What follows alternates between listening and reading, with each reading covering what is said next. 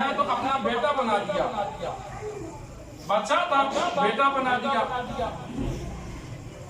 دوسرا ان کو یہ ذہن میں تھا کہ علماء انبیاء کے وارث تو انبیاء نے جہاد بھی کیا، انبیاء نے عبادت بھی کی، تو عبادت کرنے والا وارث ہوتا، مجاہد وارث ہوتا، عالم وارث کیوں ہے؟ اور تیسری بات ذہن میں یہ آتی ہے کہ میں جنتی ہوں یا جہنمی، مجھے پتہ چل جائے۔ اگر جنتی ہوں تو شکر ادا کروں، جہنمی ہوں تو فکر کروں۔ یہ تین باتوں سے وقت پریشان رہتے تھے۔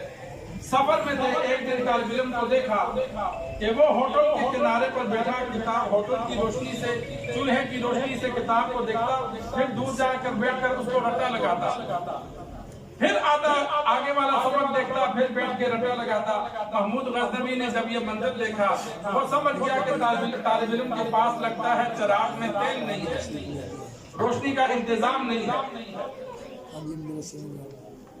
آپ صلی اللہ علیہ وسلم کے دور میں مسجد نبی میں روشنی کا انتظام نہیں تھا، گھروں میں تو چراغ جلاتے تھے، لیکن بیت اللہ میں، مسجد نبی میں، مسجد قباء میں چراغ نہیں جلاتے تھے۔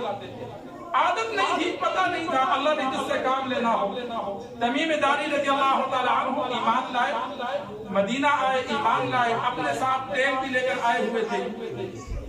جب شام ہوئی تو انہوں نے جب دیکھا مسجد میں اندھیرا ہے تو انہوں نے چراغ مسجد میں چاروں جانب جلا کے رکھ دیا۔ آپ صلی اللہ علیہ وسلم عشاء کے لیے آئے تو دیکھا مسجد روشن۔ پوچھا یہ کس نے کیا؟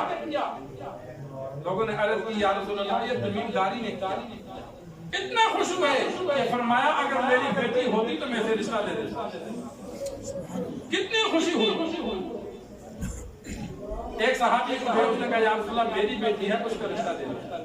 اس ایک عمل کی وجہ سے آپ صلی اللہ علیہ وسلم کتنا خوش ہوئے کہ اللہ کے گھر کو روشن کرو۔ تو محمود غزنوی نے شاہی چراغ خادم کو دیا کہ جا کے اس طالب علم کو دے دے کہ یہ بادشاہ کی جانب سے تیرے لیے تحفہ ہے۔ طالب علم نے وہ چراغ وصول کیا، خوش ہوا، چلا گیا۔ شاہی چراغ تھا۔ رات کو خواب میں سرکار دو عالم صلی اللہ علیہ وسلم کی زیارت ہوئی۔ آپ صلی اللہ علیہ وسلم نے محمود غزنوی کو کہا اے سلطین کے بیٹے، وارث نبی کی خدمت کی وجہ سے اللہ نے تجھے معاف کر دیا۔ یہ ایک جملے میں تینوں باتوں کا جواب دے دیا کہ تیرا باپ سلطین ہے، کوئی اور نہیں، تو اسی بادشاہ کا بیٹا ہے، غلام نہیں ہے۔ آپ صلی اللہ علیہ وسلم جس کو والد کے نام سے پکارتے تو وہ خوش ہوتا، یقین ہوتا کہ میں اپنے والد ہی کا ہوں۔ صحابہ میں ایک بندہ مشہور تھا، لوگ اس کو حرامی سمجھتے تھے یا کہہ دیتے تھے، تو اس نے پھر آپ صلی اللہ علیہ وسلم سے پوچھا یا رسول اللہ میرا والد کون ہے؟ تو آپ صلی اللہ علیہ وسلم نے اس کے والد ہی کا نام لیا کہ میرا یہی والد ہے، کیونکہ آپ صلی اللہ علیہ وسلم جو بولتے وہ اللہ کی جانب سے تھا۔ وما ينطق عن الهوى ان هو الا وحی یوحی۔ جو بھی آپ صلی اللہ علیہ وسلم کی زبان مبارک سے جملہ نکلے گا وہ اپنی جانب سے نہیں، وہ اللہ کی جانب سے ہوگا۔ تو اللہ کو سب پتا ہے، جو اپنے نبی کو بتاتا ہے نبی آگے امت کو بتاتا ہے۔ تو آپ صلی اللہ علیہ وسلم نے والد کا نام لیا کہ اے سلطین کے بیٹے، اور دوسری بات کا جواب دیا کہ وارث نبی علم والے ہیں، مجاہد نہیں ہے، تو نے ایک وارث نبی کی خدمت کی۔ اور تیسری بات کا جواب دیا کہ اللہ نے اس کے صدقے تجھے اگلے جہاں میں معاف کر دیا۔ ایک جملے میں تینوں باتوں کا جواب تاریخ فرشتہ میں واقع موجود ہے۔ تو علماء جو ہیں انبیاء کے وارث ہیں، ایک کام یہ کرنا ہے کہ خود انسان کوشش کرے حافظ بننے کی، عالم بننے کی، خود یہ فضیلت حاصل کرے۔ دوسرا کام انسان ان کی خدمت کرے، ان کا ادب کرے، ان کا احترام کرے، ان کے ساتھ جتنے مالی ہو سکتا ہے مدد کرے۔ پہلے دور میں نظام تھا، حکومت خرچہ برداشت کرتی تھی، اب حکومت نے پوری دنیا میں نظام چھوڑ دیا۔ پہلے دور میں بعض لوگ اشکال کرتے ہیں کہ جی مولوی چندہ کیوں مانگتے ہیں؟ بھائی مولوی کیا کرے؟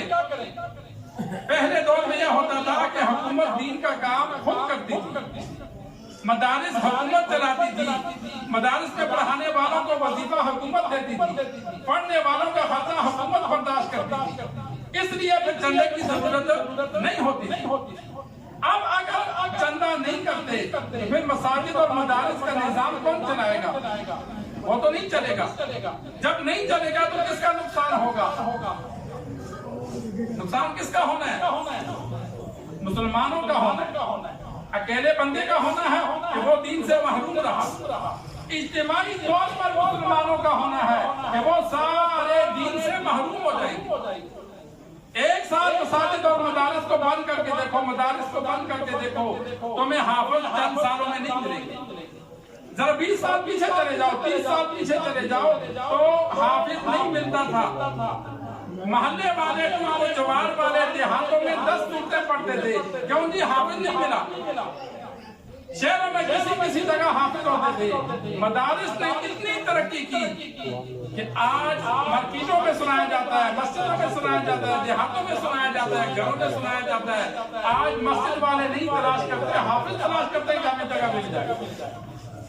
یہ اتنی زیادہ تعداد کس وجہ سے ہوئی؟ یہ مدارس کی وجہ سے ہوئی۔ ہر سال تقریباً وفاق المدارس سے 80,000 سے زیادہ حافظ قرآن صرف ملک پاکستان سے تیار ہوتے ہیں، اور کئی سالوں سے عالم اسلام میں، اسلامی ممالک میں اول نمبر ملک پاکستان کا ہے سب سے زیادہ حافظ بنانے میں۔ سعودیہ میں، میں نام نہیں لیتا، ایک بزرگ تھے، وہ گئے تو وہاں دیکھا کہ رمضان